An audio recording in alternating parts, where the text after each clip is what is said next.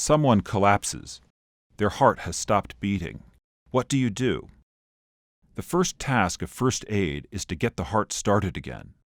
To do this, a first responder carries out cardiopulmonary resuscitation, or CPR.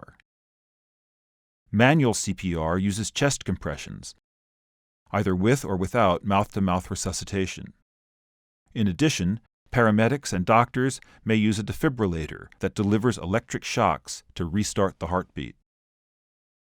When successful, CPR saves lives. But perceptions of success rates don't match the reality. In hospital, CPR restarts the heart more often, but survival beyond 24 hours is uncommon.